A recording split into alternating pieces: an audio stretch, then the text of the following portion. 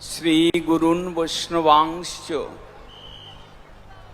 শ্রীরূপং সাগ্রজাতং সহগণ রঘুনাথান্বিতং তং সজীবং সাদ্বৈতং সাবধূতং পরিজনসহিতং কৃষ্ণ চৈতন্য দেবং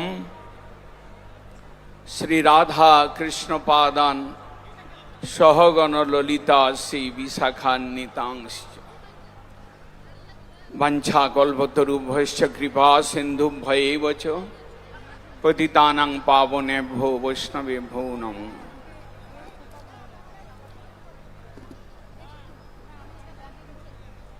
সভায় মূল মঞ্চে উপস্থিত সাধু সন্ত মহাত্মা আচার্যগণ মহামণ্ডলেশ্বরগণ সকলের শ্রীচরণে আমার দণ্ডবৎ প্রণাম জানিয়ে মঞ্চের দুই পাশে চৈতন্য মঞ্চ, মূল মঞ্চের দুই পাশে চৈতন্য মঞ্চ এবং শঙ্কর মঞ্চ, এই দুই মঞ্চে যারা বসেছেন সাধু সন্তগণ সকলে আমার প্রণাম নেবেন। আজকে একটা বড় উৎসব, সেই উৎসবটি কাকে নিয়ে, কি নিয়ে? উৎসবটি সনাতন সংস্কৃতির মূল একটি গ্রন্থ শ্রীমদ্ ভগবত গীতাকে নিয়ে উৎসব।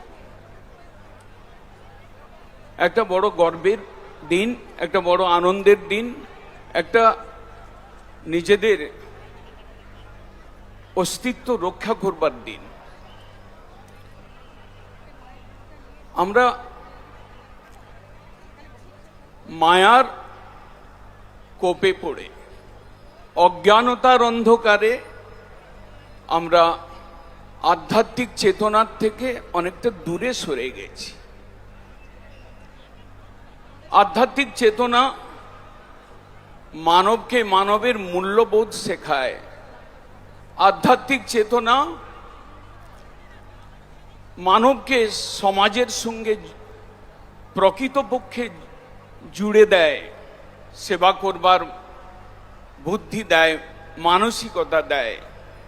আধ্যাত্মিক চেতনা ঈশ্বর। सीखो ऐप के साथ आप सीख सकते हो कॉन्फिडेंट इंग्लिश बोलना और भी बहुत कुछ। सीखो ऐप अभी डाउनलोड कर लो।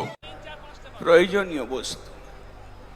ভারতবর্ষ, বৈদিক ভারতবর্ষ, এখানে বেদের জন্ম, এখানে রামায়ণ মহাভারত, শ্রীমদ্ ভগবত গীতা, শ্রীমদ্ ভাগবতের আবিষ্কার, এখানে আবির্ভাব। এই সকল ধর্মীয় গ্রন্থ মানবকে শান্তি এবং নিত্য সুখ প্রদানের জন্য এই গ্রন্থগুলি হচ্ছে একটা বড় ট্রেজার। সেই গ্রন্থের এক মুখ্য গ্রন্থ, সেই গ্রন্থগুলির মধ্যে শ্রীমদ্ ভাগবত গীতা। আজকে গীতাকে নিয়ে আমরা এখানে এসেছি, সম্মিলিত হয়েছি।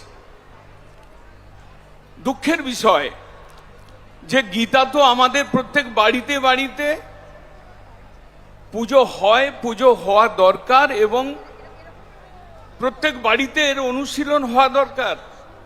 কিন্তু আমরা এই পথ থেকে দূরে সরে গেছি বলে আজকে সমাজ ব্যবস্থার যারা উপরে রয়েছেন, আজকে সনাতন সংস্কৃতিকে রক্ষা করবার জন্য যারা প্রচেষ্টাশীল রয়েছেন, তাদের এত বড় একটা আয়োজন করতে হয়েছে যে আমাদেরকে গীতা পাঠ হবে, 5 লক্ষ কণ্ঠে গীতা পাঠ হবে। আসুন, একটা আনুষ্ঠানিক একটা উদ্যোগ নিতে হয়েছে গীতাকে পড়বার উৎসাহ দানের জন্য, গীতার শিক্ষাকে জীবনে নিয়ে আসার জন্য, সুখ শান্তির পথে এগোনোর জন্য। আমি মনে করি এই অজ্ঞান অন্ধকারের মধ্যে যারা ডুবে রয়েছেন, ধর্মীয় চেতনা থেকে যারা অস্পৃশ্য হয়ে রয়েছেন, দূরে রয়েছেন, তাদের জন্য গীতার এক একটা শ্লোক অন্ধকারে হাঁটবার জন্য টর্চ লাইট। হয়তো আজকে বিজ্ঞানের উন্নতির জন্য আজকে হয়তো টর্চ লাইট অনেকেই ভুলে গেছেন, কিন্তু আমরা ছোটবেলা থেকেই শিখেছি, জানি, আপনারাও অনেকে ব্যবহার করেন। অন্ধকারের পথে আলো দেখাবে টর্চ লাইট।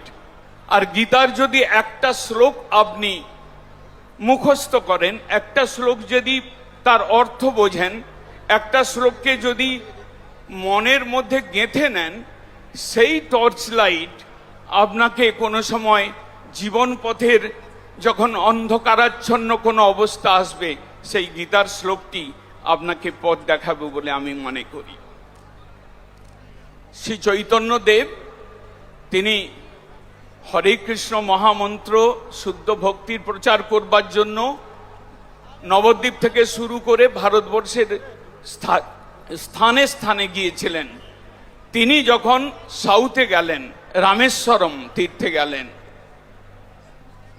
একটা অদ্ভুত ঘটনা ঘটল। সেই রামেশ্বরম মন্দিরের নাট্য মন্দিরে একটা পিলার স্তম্ভের নিচে বসে কোন গীতা পাঠী ব্রাহ্মণ তিনি গীতা পাঠ করছিলেন। তিনি যখন গীতা পাঠ করছেন, মহাপ্রভু তার পাশে গিয়ে দাঁড়িয়ে দেখলেন এই লোকটি গীতা পাঠ করতে করতে অশ্রু জলে ভেসে যাচ্ছে, ক্রন্দন করতে করতে গীতা পাঠ করছেন। মহাপ্রভু কিছুক্ষণ তার গীতা শুনলেন। তিনি একজন পণ্ডিত ছিলেন। তিনি দেখলেন এই ব্রাহ্মণটি গীতা পড়ছে কিন্তু ভুলভাল পড়ছে, সংস্কৃত জ্ঞানের অভাব রয়েছে। মহাপ্রভু তথাপি তার শ্রদ্ধা এবং ভক্তি দেখে তিনি একটু দাঁড়িয়ে শুনতে চেষ্টা করলেন। যখন গীতা পাঠ সমাপ্ত হলো, মহাপ্রভু তাকে বললেন, ভাই, তোমার গীতা পাঠ শুনে খুব আনন্দ পেলাম, কিন্তু একটা কথা, একটা প্রশ্ন, তুমি বাবা গীতা পাঠ করতে করতে কাঁদছিলে কেন?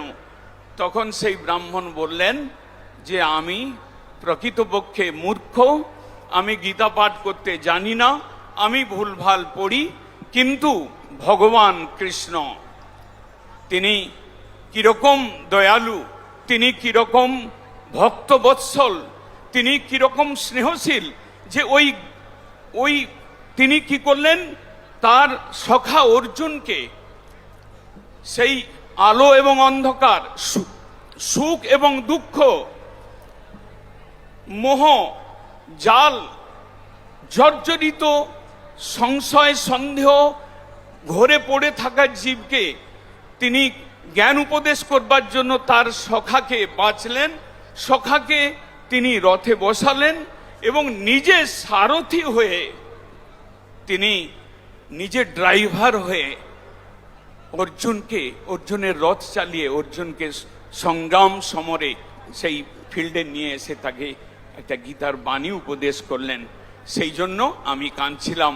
মহাপ্রভু তাকে বললেন, মূর্খ বদতি বিষ্ণায় ধীর বদতি বিষ্ণবে উভয়ন্তু সমং পুণ্যং ভাবগ্রাহী জনার্দনম।